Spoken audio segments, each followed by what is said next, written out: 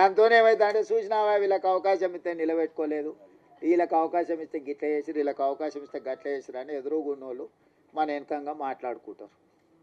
అందుకోసం నేనేమంటున్నట్టు ఈ అవకాశం వచ్చిన వాళ్ళు కానీ రేపు భవిష్యత్తులో ఈ ఉద్యోగాలలో డాక్టర్లుగా, లాయర్లుగా, ఇంజనీర్లుగా, ఐఏఎస్లుగా, ఐపీఎస్లుగా మన పిల్లలు ఎవరైనా చివరికి హోంగార్డ్ కానీ కానిస్టేబుల్ కానీ 10 మందికి సాయం చేసేటట్టు మనం దీన్ని నిలబెట్టుకుంటే ఏమవుతుందంటే ఇంకో 10 అవకాశాలు వస్తాయి.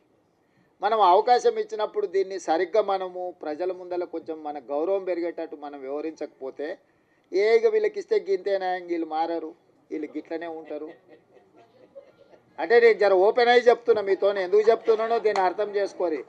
అంతా బాగుందని చెప్పి మీకు చేతులు కలిపి ఫోటో దిగి పంపొచ్చు, కానీ దానివల్ల పూర్తి స్థాయి ప్రయోజనం లేదు. మనకి ఏ అవకాశం వచ్చినా దాన్ని నిలబెట్టుకొని అరే వీళ్ళకి ఇస్తే సమర్థులే, బాగా చేస్తారు, 10 మందికి ఉపయోగపడతారు, జర పద్ధతి మీద ఉంటారని మనం నిరూపించుకుంటే ఏమైందంటే ఇంకో 10 అవకాశాలు కొత్త వాళ్ళకి వస్తాయి.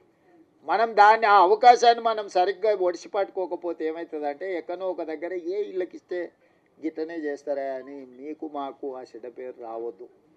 అందుకోసమని ఇచ్చిన అవకాశాలు వీడు ఇచ్చిన వాళ్ళకే కాదు, రేపు వచ్చే అవకాశాలలో ఏ ఉద్యోగం వచ్చినా ఎవరన్నా మనోళ్ళు వస్తే కూర్చోబెట్టి మర్యాద ఇచ్చి పని ఉంటే చేసి పెట్టురు, లేకపోతే వాళ్ళకు సలహా ఇయ్యరు. ఒకసారి వాళ్ళకి తెలియదు పాపం ఎక్కడి నుంచో కింద నుంచి కష్టపడి వస్తాడు.